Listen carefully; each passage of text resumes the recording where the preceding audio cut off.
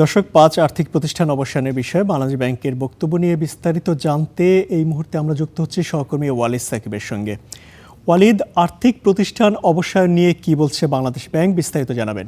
আর্থিক প্রতিষ্ঠান বন্ধের বিষয়ে বাংলাদেশ ব্যাংকের পক্ষ থেকে নীতিগত সিদ্ধান্ত হয়েছে। বাংলাদেশ ব্যাংকের অফিসিয়াল যে বক্তব্য দিয়েছেন, মুখপাত্র আমাদেরকে বলেছেন যে এখন পর্যন্ত নীতিগত সিদ্ধান্ত হয়েছে, এখনো চূড়ান্ত সিদ্ধান্ত হয়নি।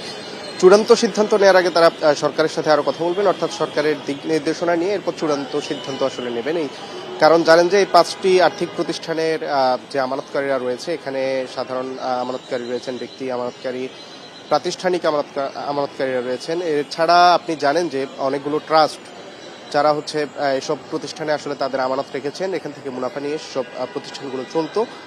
তো এই অর্থাৎ এখানে আমানতকারীদের একটি বিষয়, বড় একটি অংশ রয়েছে ক্ষুদ্র আমানতকারী বা ব্যক্তি আমানতকারী, যাই বলি না কেন। এর বাইরে প্রাতিষ্ঠানিক আমানতকারীরা রয়েছেন। তাদের ক্ষেত্রে বাংলাদেশ ব্যাংক এখনো বলছে যে ঠিক কি সিদ্ধান্ত নিবে সেটি সরকার থেকেই, যে অর্থের যে বিষয়টি, অর্থাৎ সরকার যখন টাকা দিবে তখনই আসলে। এর আগে একটি নীতিমালা বাংলাদেশ ব্যাংক করতে চায়। সেই নীতিমালায় আসলে আগে কি ব্যক্তি আমানতকারীদের বিষয়ে কি সিদ্ধান্ত আসবে, বা প্রাতিষ্ঠানিক ক্ষেত্রে ট্রাস্টগুলোর কথা বলছিলাম, ট্রাস্টের আমানতগুলো কিভাবে ফেরত দেওয়া হবে, সেই একটি স্কিম আসলে তারা তৈরি করবে। সেই স্কিম তৈরি করার পর আসলে তারা চূড়ান্ত একটা সিদ্ধান্তে যাবে। সরকারের কাছে 5,600 কোটি টাকা চাওয়া হয়েছে।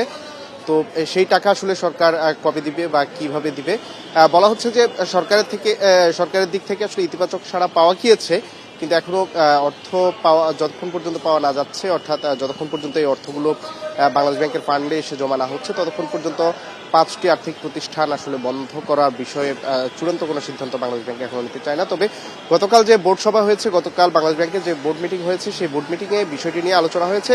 বাংলাদেশ ব্যাংকের বোর্ড মেম্বার যারা রয়েছেন তারা নীতিগত একটি সিদ্ধান্ত নিয়েছেন যে এই 5টি আর্থিক প্রতিষ্ঠান বন্ধ করা যায়। এর মধ্যে একটি আর্থিক প্রতিষ্ঠান, আগে যেহেতু 6টির কথা বলা হয়েছিল, এখন একটি আসলে নতুন করে আবার সময় চেয়েছে।